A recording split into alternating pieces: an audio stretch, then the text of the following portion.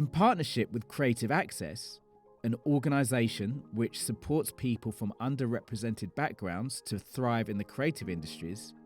we surveyed over 1,400 people, of whom 724 were ethnically diverse, and interviewed 42 people about their experiences in getting jobs in the creative and culture industries and what the past 18 months has been like for them.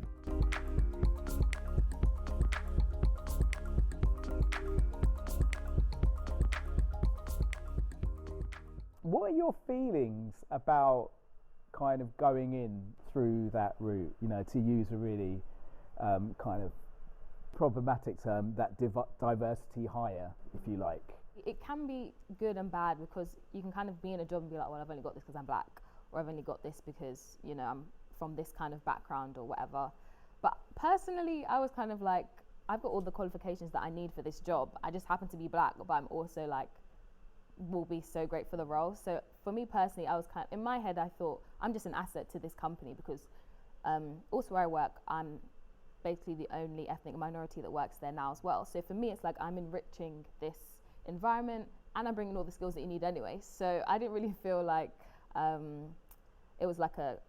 I think sometimes it could be seen as like a pity hire, or, oh, we just have to do this because, you know, the world is becoming more diverse now, so we have to do that. But personally, I didn't have that feeling. I don't know if anyone else knows what I mean, or if I sound crazy, but I think that it could be seen like that, but I didn't have that in my experience. Yeah, and for me, Creative Access like sent me to like interview for this job, but they were also speaking to other people, and those other people were white, so I was still competing against other people. It wasn't an immediate like, oh, okay, we'll just hire this girl. I still had to interview, so I never felt like I'm only here because I'm black. What I felt like is like that has given me a chance to like be in the room, and then after that I have to earn it. And I think that's a really good opportunity for a lot of people, because I think they just need to get in the room, and it's really hard to get in the room when, like we said, like you don't know anyone who's going to open the door for you. I think there's this kind of what they call like myth of meritocracy, that everyone could have got to where they are by merit, and it's just been proven to be untrue. And I think that as Jess was saying, people forget that it's a highly competitive process that you have to go through. You're not just given a job because of, you know, your race, or you have to prove that you are just as good as everyone else, and it's opening a door that would not have necessarily been open without these schemes. So I think that, yeah, for me, it's just, I think there's a perception that it's like an easy way in or something, and that's just not true. I think, like, for me, I think a lot of it was like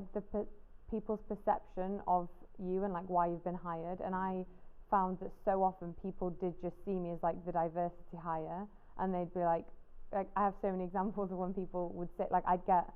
an interview, and this was like after I'd finished my internship, I'd get an interview for something, or I'd get a job that loads of people weren't for, or whatever. Like you said, it's super competitive, and quite a few times people have said to me, oh, you've only got that because you're not white,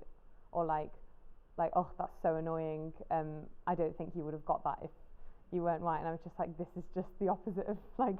you're just really not understanding the issue here. And yeah, so I think like I did struggle with that whole, like, people just place their perceptions on you, and like, even though actually I think I now am able to look back and be like, no, do you know what, I had all the skills and I was completely right for that role, but I didn't actually have that confidence when I was in the internship. Like, I wish I'd had the confidence that you say that you had, because I think so much of the time I was trying to defend myself, and I'd find myself questioning, like, oh, why am I actually even here? And I think it took a few years for me to be like, no, I deserve this role, I have these skills, and it was just that Creative Access got me through the door. But yeah, I think there's a lot of, like,